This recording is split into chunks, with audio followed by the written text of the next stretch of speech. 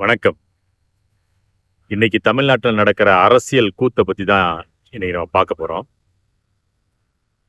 ஒரு பல அரசியல் கட்சிகளை ஏளனப்படுத்தி, இவன் வந்து வெற்றியே பெறல, பூஜ்ஜியத்துல இருக்கிறான், இப்படிலாம். அப்புறம் இந்த கட்சிலாம் தேறுமா, இப்படிலாம் பேசிக்கிட்டு இருந்தவனுங்களுக்கு எல்லாருக்குமே இந்த தேர்தல் மிகப்பெரிய பாடத்த புகட்டி இருக்குது. தேர்தல் பொறுத்தவரைக்கும் என்னோட தனிப்பட்ட கருத்து, இதுதான் ஒரு உண்மையான, நியாயமான, நேர்மையா தேர்தலை எதிர்கொள்ற ஒவ்வொரு கட்சியோட கருத்தாவும் இருக்கும். என்னன்னா, தேர்தலை எதிர்கொள்றதே கூட்டணி அமைச்சு எதிர்கொள்றானுங்கல்ல, அதுவே வந்து ஒரு கேப் மாரித்தனம், மொள்ள மாரித்தனம், முடிச்செறுக்கித்தனம், ஒரு ரவுடித்தனம், மக்கள ஏமாத்துற பித்தலாட்டம்னு தான் சொல்லணும் அத. தேர்தல வந்து கூட்டணி வச்சு எதிர்பார்க்கிறதே அப்படி நம்ம பார்க்கிறோம். ஆனா இன்னைக்கு மக்கள் வந்து இவனுங்க இந்த கூட்டணி வச்சு தேர்தலை எதிர்கொண்டு பழக்கப்பட்டுட்டானுங்க. சரி, மக்களும் வாக்களிச்சுட்டாங்க. அப்ப இந்த கூட்டணி இப்படிதான் இருக்கும்னு தெரிஞ்சுதான் மக்கள் ஒவ்வொரு கூட்டணிக்கும் வாக்களிச்சாங்க, ஒவ்வொரு கட்சிக்கும் வாக்களிச்சாங்க. இன்னைக்கு தேர்தல் முடிஞ்சு போச்சு. தொங்கு சட்டமன்றம் ஆகி போச்சு. தொங்கு சட்டமன்றம் ஆன பிறகு நான் ஆட்சி அமைச்சே ஆகணும்னு சொல்லி பிச்சை எடுக்காத குறையா, பிச்சை தான் எடுக்கிறான். பிச்சை எடுக்காத குறை என்ன, பிச்சை தான் எடுக்கிறான். நீ ஒவ்வொருத்தன் காலையும் பிடிச்சி உருவுறான். ஒவ்வொருத்தன் காலையும் பிடிச்ச கேட்டா ஜனநாயகத்தை நிலைநிறுத்த போறானா? எப்படி நிலைநிறுத்துவ?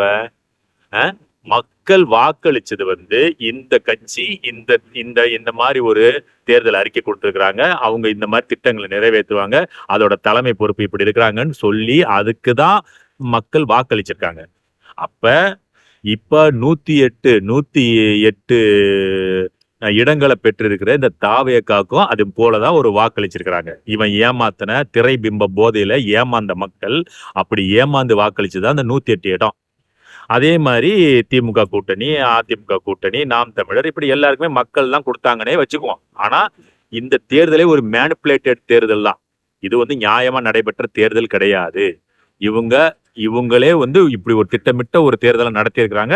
சரி, அது முடிஞ்சிருச்சு, தேர்தல் நடந்து முடிஞ்சிருச்சு. ஒருத்தருக்கு மக்கள் இப்படி வாக்களிச்சிருக்காங்கன்னு சொல்லி ஜனநாயக பிரகாரம் நம்ம ஏத்துக்கிட்டா கூட இவனுங்க என்ன பண்ணிடான்? இப்ப 108 இடம் எடுத்த இந்த தாவேக்கா, நீ எனக்கு ஆதரவு கொடு, நீ எனக்கு ஆதரவு கொடு, நீ எனக்கு ஆதரவு கொடுன்னு ஒருத்தனவே கெஞ்சிறான்.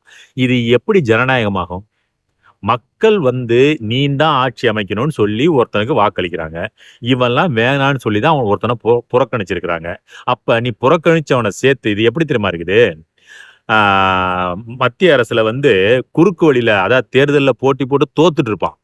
தேர்தல்ல தோல்வி அடைஞ்சவனுக்கு மத்திய அமைச்சர்ல மந்திரி சபை கொடுப்பான், மந்திரிய பதவி கொடுப்பான். அது எவ்வளவு ஒரு கேப் மாரித்தான், எவ்வளவு பித்தலாட்டம்ன்றதுக்கு அதேதான் இப்ப நடக்கிறதும்.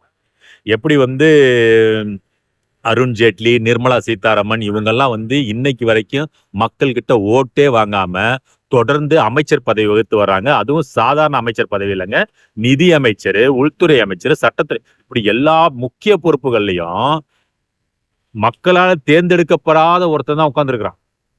அப்ப அது எப்படி நியாயம் இல்லைன்னு நம்ம பேசுறோமோ, அதேதான் இன்னைக்கு மக்கள் வந்து புறக்கணிச்சிருக்காங்க. நீ ஆட்சி அமைக்க வேண்டாம் அப்படின்னு சொல்லி திராவிட கட்சிகளை புறக்கணிச்சிட்டாங்க. அப்ப மறுபடியும் நீ அந்த திராவிட கட்சிகளோட கூட்டணி அமைச்சு ஒரு ஆட்சி அமைக்க போறேன்னா உனக்கு எதுக்கு மக்கள் ஓட்டு போடணும்? உனக்கு பெரும்பான்மை இல்ல, அப்ப விட்டுடு. நீ உன்னால ஆட்சி பண்ண முடியலன்னா விட்டுடு. அப்படி என்ன நீ போய் அதுல உட்காந்து நீ என்ன கிழிக்க போற? நீயே ஃபர்ஸ்ட் உனக்கே எந்த ஒரு நோக்கமும் இல்லை, எந்த தொலைநோக்கு பார்வையும் இல்லை, எந்த கொள்கையும் இல்லை, எந்த சித்தாந்தமும் இல்லை, எதுவுமே இல்லாம மக்களை ஏமாத்தி இந்த 108 இடத்த பிடிச்சிட்ட. ஆனா இந்த நானே கஷ்டப்பட்டு ஏமாத்திட்டப்பா, தயவு செய்து இந்த வாட்டியாவது என்னை எப்படியா முதலமைச்சர் ஆக்கிறீங்கன்னு சொல்லி ஒருத்தன் காலையும் போய் விழுற. சரி, இது ஒரு கூட்டம் வச்சுக்கங்க. இதுக்கு வந்து ஆதரவு தர்றேன்னு சொல்லி முதல்ல ஓடியாந்தான் பாருங்க ஒருத்தன். யாரு? தமிழர்களை அப்படி உயிரோட கொடூரமா கொண்டு குவிச்ச காங்கிரஸ்காரன் இருக்கான்ல, அவனை இந்த தமிழ் மண்ணு என்னைக்குமே மறக்காது. அவனை கருவறுக்காம நாங்க விட மாட்டோம். இப்பயே அவன் வந்து ஊசலாடிட்டு தான் இருக்கிறான். இந்தியாவில வந்து அவன் ஊசலாடிட்டு இருக்குது அந்த காங்கிரஸோட உயிர். இன்னும் கூடிய சீக்கிரம் அதை தரமாட்டமாக்கா குழி தோண்டி புதைச்சே ஆகும். அவன் போய் இவரு ஜனநாயகத்தை காப்பாத்துறதுக்கு ஓடி போய் ஆதரவு கொடுக்குறானா தாவேகாவுக்கு. உனக்கெல்லாம் என்னடா தார்மீகம் இருக்கு? சரி, ஓகே. இவர் வந்து இந்த தாவேக்கா விஜய் என்ன சொல்லிட்டு வந்தாரு? நான் வந்து ஈழத் தமிழர்களுக்கு தகப்பனா இருப்பேன், அவங்களுக்கு நான் இதுவா இருப்பேன், அந்த தலைவரை இழந்தாலும் இன்னைக்கு நான் அவங்களுக்கு கூட நின்னு பாதுகாப்பு கொடுப்பேன், இப்படிலாம் வாக்குறுதி கொடுத்தியே, இந்த வாக்குறுதியை நீ எப்படி நிறைவேத்துவ இந்த கொலகார கும்பலோட சேர்ந்தா? 1,50,000க்கு மேற்பட்ட தமிழர் ஈழத்தமிழர்களை கொன்று குவிச்சு இந்த கொலகாரனை கூட வச்சுக்கிட்டு நீ சாதிச்சிருவியா?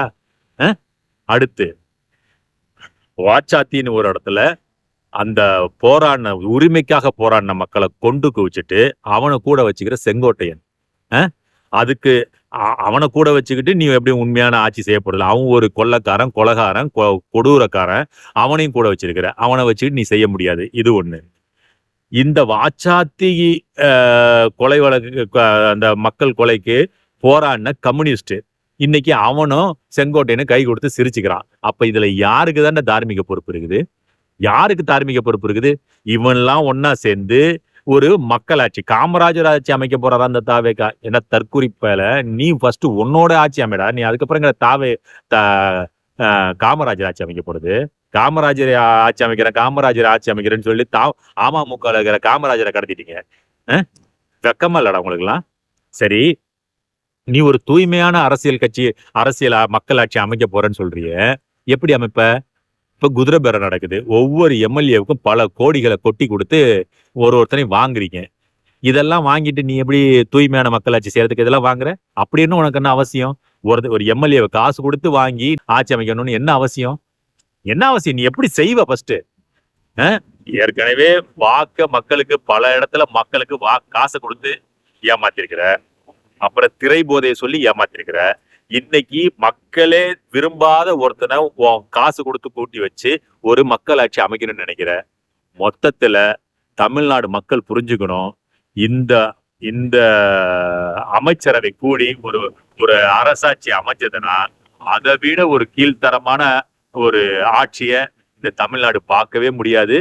அப்படி இவன் உண்மையிலே பெரும்பான்மை பெற்று அமைச்சிருந்தாலும் ஒரு நல்ல ஆட்சி நடந்திருக்காது.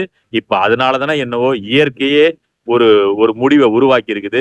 இது ஆட்சி பொறுப்பு ஏற்கிறதுல முற்றிலும் மிகப்பெரிய தவறு நடக்க போறதுன்றதுக்கு இது மிகப்பெரிய உதாரணம். அதனால கூடிய விரைவில் ஆளுநர் ஆட்சி இங்க வரணும். அதுதான் எங்களோட விருப்பம். நன்றி.